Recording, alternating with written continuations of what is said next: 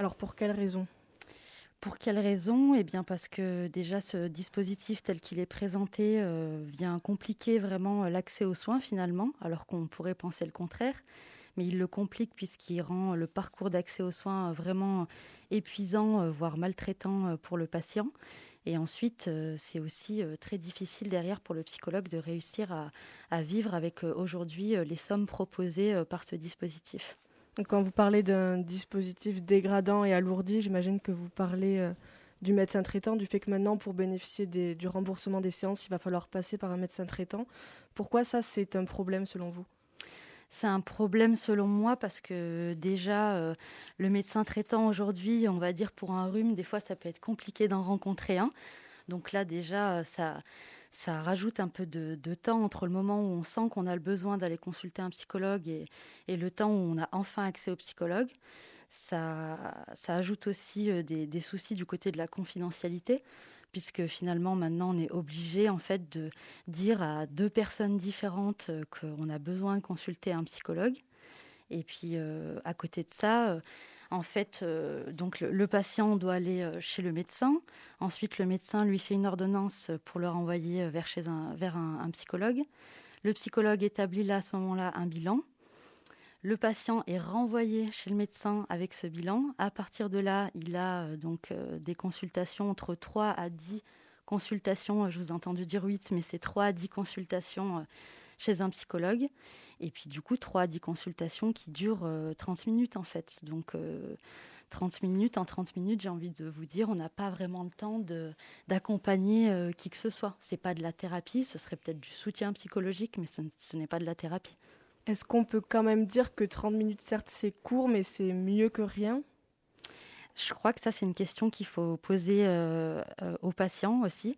Alors, moi, de mon côté, je trouve que c'est trop peu, puisque déjà, ne serait-ce que le temps administratif de la prise de rendez-vous, du paiement du rendez-vous, fait qu'à la fin, finalement, on en revient à 15 à 20 minutes de consultation seulement.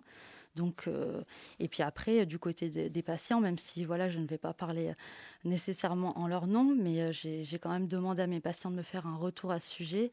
Ils me disent bien qu'en 30 minutes, on va dire même 15-20, ils ont le temps de dire que ça ne va pas, mais en fait, on n'a pas le temps d'avancer ensemble.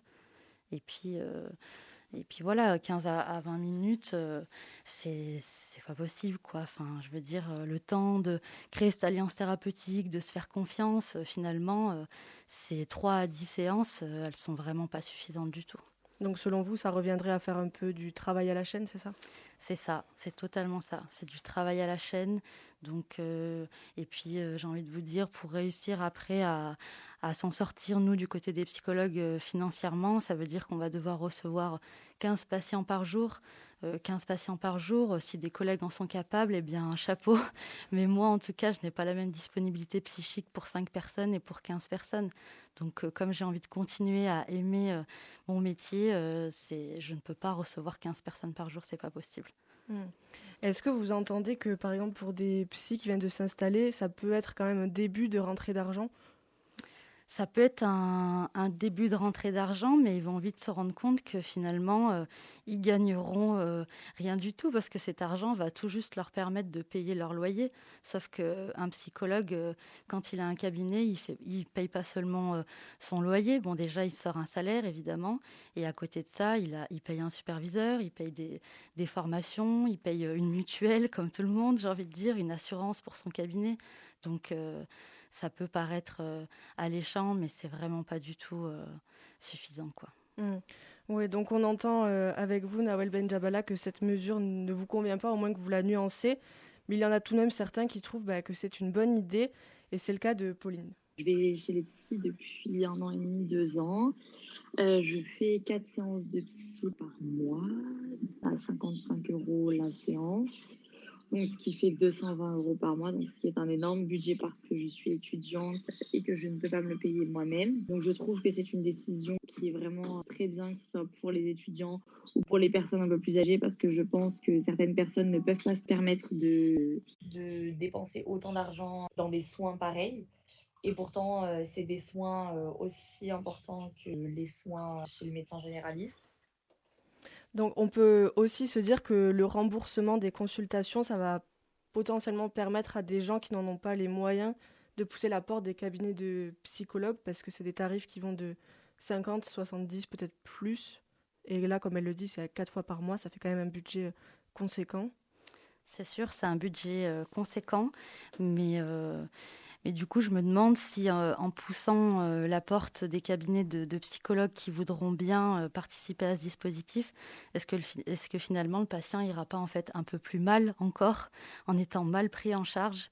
Donc, j'entends ce que dit cette étudiante. Après, c'est sûr qu'il y a toujours des psychologues qui pratiquent quand même des tarifs étudiants. Une consultation chez le psy peut rester négociable. Donc, voilà, je pense que ce qui serait bien surtout, c'est d'augmenter les remboursements, en fait, d'avoir un remboursement à la hauteur des tarifs actuels des psychologues.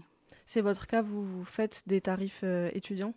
Oui, moi, ça peut m'arriver de faire des tarifs étudiants. C'est vraiment au cas par cas. J'ai des collègues qui, ou eux, en tout cas, ont des tarifs vraiment spécifiques étudiants. Moi, c'est vraiment au cas par cas que je discute de ça avec la personne. On est toujours sur Radio Campus Grenoble, en plein débat sur la santé mentale, et il est 16h51. Alors évidemment, on ne peut pas parler de santé mentale sans évoquer ce qu'on vit depuis plus d'1 an et demi maintenant. On est en pleine crise sanitaire. Les confinements, l'isolement, tout ça aussi, ça a fait des dégâts sur la santé mentale des gens. Pour Charlotte, le retour en amphi a été assez brutal. On n'était plus habitué du tout à avoir autant de monde. Du coup, retourner dans des cours avec autant de personnes, ça peut être très anxiogène. Pour moi, étant dans une ville loin où je connais pas forcément grand monde et que j'ai pas eu l'occasion de rencontrer des gens avec le Covid, etc., on se sent assez seul, c'est sûr. En cas de coup de blues, Charlotte peut compter sur Alpiline, une ligne d'écoute psychologique pour les étudiants. Au départ, elle devait s'arrêter à la fin du second confinement, mais Léa, une de ses créatrices, ne compte pas raccrocher de sitôt. Même s'il n'y a plus le problème des confinements, il y a quand même toujours un problème d'isolement social et puis il y a toujours ce grand problème de la santé mentale. En fait, c'est pas nouveau avec les confinements, c'est juste ressorti. Autre signe de la détresse persistante des étudiants, il faut 1 mois d'attente pour obtenir un rendez-vous avec Sylvie. Depuis la rentrée, les consultations assurées par cette psychologue au centre de santé universitaire affichent complet. Cette rentrée, elle est déjà très chargée avec des discours et des souffrances autour de « on a passé 1 an un peu à part ». Et ils se retrouvent encore avec des exigences fortes sans qu'il y ait eu finalement un intermédiaire. Ça c'est fini, il y a eu les vacances, on recommence et on recommence comme avant. D'après l'Observatoire de la santé des étudiants grenoblois, plus de 40% des étudiants de première année estiment que la crise sanitaire a eu un impact négatif à long terme sur leur santé mentale. C'était le reportage de Nina Brunante.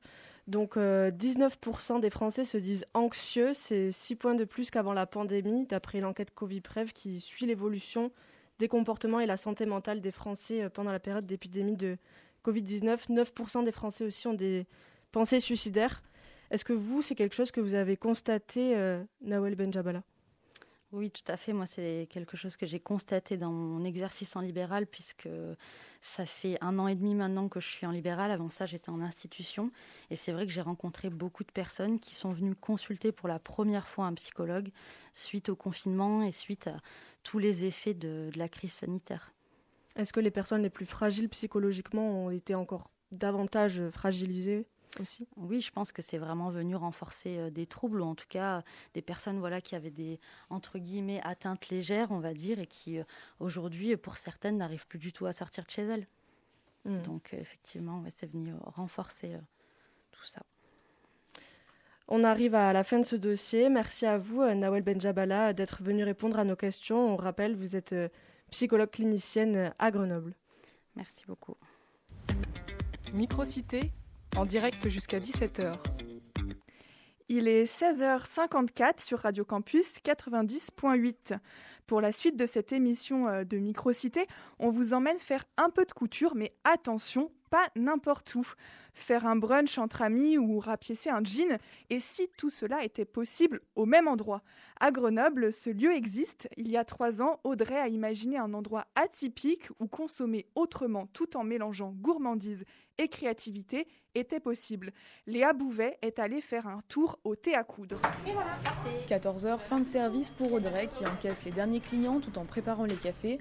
Aujourd'hui, au menu, tagine de patates douces, chou kale et crudité. On cuisine tout sur place, c'est végétarien. végétariens. On travaille avec des producteurs et des acteurs locaux, des produits bio aussi, très très majoritairement. Mais le restaurant Salon de thé n'est pas l'activité première de ce lieu.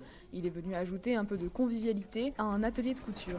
Dans la deuxième salle, des tissus soigneusement pliés sur les étagères, des pelotes de laine rangées par couleur, le bruit des machines se mêle à celui des couverts. Donc j'ai eu l'idée d'un atelier un peu créatif et partagé, où les outils et les machines seraient mutualisés, les compétences aussi. C'est un peu comme un cybercafé, mais version machine à coudre. Autour de la grande table, un petit groupe mesure, découpe, repasse et assemble les tissus. Justine est co-gérante du thé à coudre. On a 6 machines à coudre, on a 2 surjeteuses, une centrale vapeur, une grande table de découpe. Alors, on est vraiment bien équipés. Déjà, l'atelier fonctionne en libre service locatif, donc toutes les machines elles sont à disposition des gens. J'ai plusieurs personnes qui bossent chacune sur leur projet perso. Ce jour-là, par exemple, pendant qu'une future maman fabrique un coussin d'allaitement, Eliette utilise la brodeuse pour faire des pochettes en tissu pour son mariage. C'est quand même des machines qui sont onéreuses. Le thé à coudre permet de venir, d'avoir accès à des machines de qualité. Je pense que c'est une des forces de ce lieu. En effet, pas toujours possible d'avoir chez soi le matériel ou les conseils nécessaires. Le thé à coudre leur permet de réaliser leur projet. On propose quand même pas mal de cours pour les débutants. Il y en a qui veulent se perfectionner, apprendre à faire des vêtements, faire de la récup, transformer, être un peu plus autonome. Voilà, si on veut juste passer une après-midi à réparer ses vêtements, on en a pour une vingtaine d'euros et puis en plus on a passé un bon moment. Sur une table juste à côté, Claire, elle, prend une pause pendant sa couture. Je suis en train de manger parce que j'en ai eu marre de ce que j'étais en train de faire. Mais c'est pour mieux repartir grâce à un équipement qu'elle ne trouve qu'ici. J'ai besoin de machines plus modernes que celles que j'ai pour faire des boutonnières entre autres que j'avais pas envie de faire à la main. Au-delà de l'aspect pratique et convivial, le thé à coudre est aussi un endroit avec ses valeurs où l'on consomme autrement, que ce soit dans l'assiette ou dans le choix des tissus. En plus du coup de pouvoir réparer ses vêtements, il y a aussi la possibilité de créer avec des matières premières qui sont éthiques, puisque nous on fait de la récup de dons ici type mercerie, tissu, pelote, et de créer à partir de quelque chose qui n'est pas forcément du neuf. Un engagement qui s'accompagne d'une volonté de rendre cette initiative accessible avec par exemple des tarifs étudiants. 3 ans après l'ouverture, le thé à coudre peut compter sur ses habitués pour remplir aussi bien le restaurant que l'atelier couture. Des habitués et peut-être maintenant des nouveaux clients. Merci beaucoup pour ce reportage, Léa Bouvet. Microcité sur Campus Grenoble 90.8. Et tout de suite, c'est le rappel des titres avec vous, Gwendoline Langlois.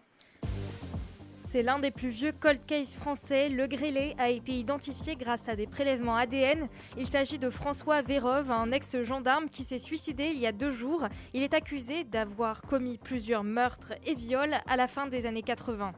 Le gouvernement veut limiter la hausse des prix de l'énergie. Un bouclier tarifaire va être mis en place jusqu'au mois d'avril. Le gaz et l'électricité devaient initialement augmenter de 12% chacun. Une partie de la très contestée réforme de l'assurance chômage entre en vigueur aujourd'hui. Avec ce nouveau mode de calcul de l'allocation chômage, 4 bénéficiaires sur 10 devraient voir leur allocation baisser.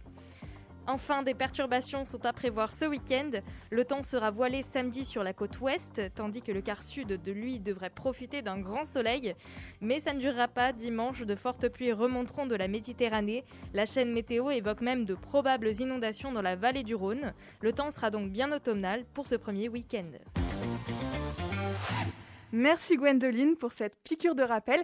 L'émission touche à sa fin. Alors, merci à Nina Brunant pour son aide lors de la préparation de cette émission. Merci également à Louis Oscovin à la technique. Alors, quant à nous, on va se retrouver, mais dans 2 semaines, le 15 octobre, pour une prochaine émission, toujours à 16h30 et toujours sur Radio Campus. En attendant, vous pouvez nous suivre sur nos réseaux sociaux, donc Microcité sur Instagram et sur Facebook. Ou alors, vous pouvez aussi réécouter l'émission en replay sur le site campusgrenoble.org. Vous pouvez également nous soumettre des suggestions pour les prochaines émissions ou tout simplement nous envoyer des messages de soutien, toujours sur nos réseaux sociaux. Donc, je vous rappelle, on se retrouve pas la semaine prochaine, justement, dans 2 semaines, le 15 octobre. Notez bien ça sur vos agendas. Merci à tous d'avoir suivi l'émission. Je vous souhaite une bonne journée et une bonne soirée.